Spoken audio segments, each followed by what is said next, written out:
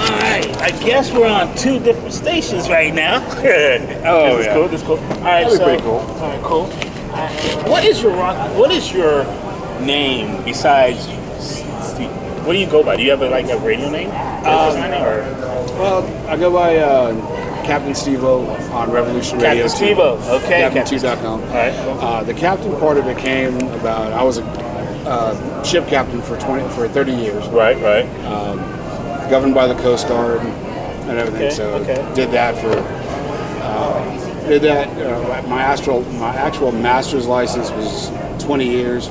Spent 10 years as a deckhand AB, so I worked my way up, got my captain's license. Understood. And that's where the captain came from. So gotcha. I'm an actual captain. Well, this is gonna sound funny. I gotta explain to some people now because I know some people are asking me what's going on. That's right, Mr. Black Tie. I'm still Mr. Black Tie, but this show is not Coffee Grounds, the morning show. This is the blogger. So just letting everyone know now. This is a whole different thing. I'm the blogger on this one. So because there's no tie. Huh? There's no tie. Well, not just that. I'm not. Mr. Black Tie is going through emotions right now. So.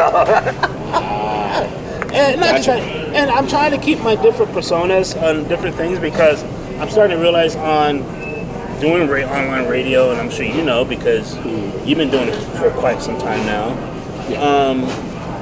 Radio personalities and DJs think that you need them, which you do on some levels. But for me, I don't. To some degree. Because I'll come up with 15 personalities and 5 different styles of a DJ and just do it all myself. Well, you see, I have another personality too. His name is Bartholomew J. Porter. Okay. Well, I got the MC Surf, and he be doing my late night, and he's all about the black boot or the white boot. It don't matter to him. It just Hey, it's all pink on the inside, brother. Exactly. Wow, he just said that. Whoa! Yeah, Bartholomew has he has no boundary, no filter. Right, none whatsoever. But so with that, you deal with, dude. In the last years, I've been asked why did I stop doing online radio for a while because I just got burnt out. I'm just getting tired of the disappointments. I'm getting tired of I don't know if you ever had this, but I had people actually come on just to spy and see what I was doing. And then they go and do their own thing. Who does that? Apparently a lot of people. So I'm thinking you've had that happen too? Yeah. Oh, wow. See, that don't even make sense to me. Not really spy per se, but train them. To go do it? To go do it someplace else. Wow, that's even worse. But that's, you know what?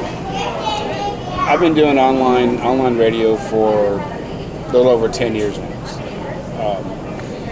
It started at foobar.com. Okay. I started there. I was in a little thing. I forgot what the room was called. It was like Psycho Madness or something like that. Right. Then I went with Dragon's Asylum Radio. Okay. I had my own little thing on Fubar called Raziel's Den. I did that for a little while. Gotcha. That wasn't too bad. It was kind of popular. I had quite a few followers on there, but it was just there on that. That's the only place where it was at. Had my own chat room, had my own video cameras, That's crazy cool, man. But it was all right. It wasn't too bad. But Fubar is just a big meat market. That's all it is. It's just people hook up and do it. Personally, never did it. Right. No, I'm messing with you. No. No, because I was always married at the time. Oh, okay. Got you. So you're doing that. But after that, we went with Dragon's Asylum Radio, went off of Fubar, had their own website, did all that. Did that with a couple out in Texas. Really cool people. Did that for a while. We all ran out of money because, of course, having an internet radio station is not free. It's not at all. People got to pay for something. And I think the radio personalities and DJs forget that. Yeah, they really forget that you got to, A lot of people take it up as a hobby, right? Which is great. And there's I've met a lot of shut-ins, a lot of people that have. They can't leave their computer. They can't leave their house. Right. Which is fine. I mean, there's, and if that's what you do and that's how you can get out and that's your escape, that's great. But after Dragon's Asylum, I kind of stopped for a little bit, and then I went with Rising Eagle Radio. Okay. I was with them for a little bit. Met the guy. The guy he worked offshore with me, so we knew each other. It was really cool. That's cool. That's cool. Got some good stuff going on there with him for a little bit, for about 4 or 5 years, and then he just got tired of some of the drama. His independent person was a very controlling person, and was, "This is mine. Don't take it." Right. And it's like, look, if I could help you, once you give me the contract, I'll get bands to sign up out here. I had 20 bands out here when I was just a regular DJ. It's not bad. Independent bands that I knew. And they were just like, they'd give me stuff, and they're like, oh, well, she'd get mad because she didn't find them. Oh, geez, here we go. Oh, and here was the kicker. I wasn't allowed to play them unless they were signed on. But me and the owner of the company had an agreement. Said, look, I have all these bands that I have. Can I play them? He goes, you can play what you want. I'm like, okay. As long as you got permission to play, you can play it. It's all right. But she got pissed off. So I'm like, whatever. And so when he shut Rising Eagle Radio down, I stopped DJing for about almost a year. I really missed it. So then Revolution Radio got started by a couple of friends of mine. So they asked me to come over and DJ for them. I said, okay, all right, I can do that. I said, but at the time I was still working offshore. So it was, watch it. Oh, careful. So it was, I lost my train of thought. Okay, so the station, your friends. Yeah. So I told them, so I was still working offshore. I had to, I said, I could only do it on my time off. And they went, okay, that's fine.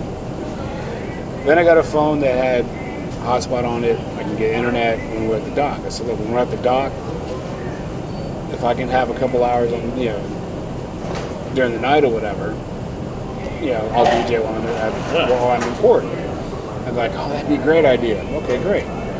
So I did that. So then I started getting more involved, started getting more independent bands. So I started the local uprising show.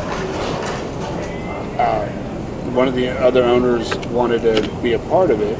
So I said, okay. He goes, yeah, I got some bands too. So I said, okay, cool.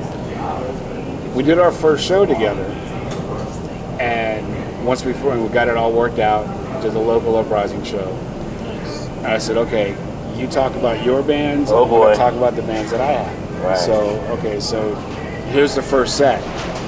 You got the first set, what bands, and as he's talking, I'm writing all the names down that he's saying, and I'm looking them up real quick, because I had never heard of them. Right. It's all right, cool. Got them on. I wrote down who they were, how long they've been together, and what kind of music they play. 3 main things you kind of want to know of an independent band. Of course. Who they are, where they're from, how long they've been together. So I asked him, I said, okay, so this, I forgot the name of the band. So this band, I asked him a question. So can you tell me a little bit about the band? Well, I don't know too much about this band. They got good music though. I said, well, where are they from? Oh, I don't know. And I went, okay, so they're from Ohio, and it's this person, this person, this person, this person, and they've been together for this long. Wow. I never did another show with them again. And when you're done, you're out of my program, man. You can't kick me out of my program. It's I don't give a shit if it's your radio station or not, man. You fucked up my show. Done. I work hard on this stuff. Right. And it's, I mean, not and by no means am I. I mean, I can be an asshole, but when it's something that I've worked really hard and I take a lot of pride in, it's got to be done right. It's got to be done, a certain way. I mean, granted, the last couple of years have been really, really hard on me. We did some revamping. We actually made Revolution Radio an LLC. Everybody agreed to it. Nobody did anything. It's like I was the only one pulling it. So I had a lot of That pressure. sounds familiar on the station I run. Yeah. Well, I think it's like that with every station that somebody starts. It's their baby. And then, But I kind of took over this baby. so it was time for you. It was time to get serious with it. And I got real serious with it. No, I got you. And I don't know who that is. But it was and it's difficult. It's difficult when you put, because my brother helped me out, and he retired, so we got a big chunk from his retirement and everything, and he invested a lot of money in it, and a lot of money. We did the first local uprising show with 7 bands, and it didn't do bad, Right. but I lost my ass on it. It was a lot of money. I mean, because we bought everything. We bought a backline. We bought a PA system. We bought. Jeez, you went all out for it. We went balls to the wall. Yeah, we had Ravenscroft, Scum Love, IDSFA, Baker's Dozen, 10-Ton Hammer, LA Story, and Yeah, some of the best of the best. yeah, and all these guys. That agreed costs to do money. it. That costs a lot. Yeah, of money. money. I mean, you're talking hotel rooms. You're talking their own fee. LA Story was really cool. Scum Love was really cool. Baker's Dozen was amazing. 10-Ton Hammer was a brand new band then. Wow. So that was actually their first gig. They're really cool. That's crazy. Baker's cool, Dozen was amazing. LA Story, Ravenscroft, Right. all really good stuff. We asked a couple other bands, and they kind of bailed at the last minute. Didn't give them their deposit, so I didn't lose any money on that. But we had T-shirts made. We had all kinds of. We went balls of wall on that show. It turned out to be really good. I mean, we had a really good turnout. Well, now, ours, I see is revamping. You getting? Yeah, we did the website. The website, it looked like a hobby. The first one we did, and not putting anybody down. The girl that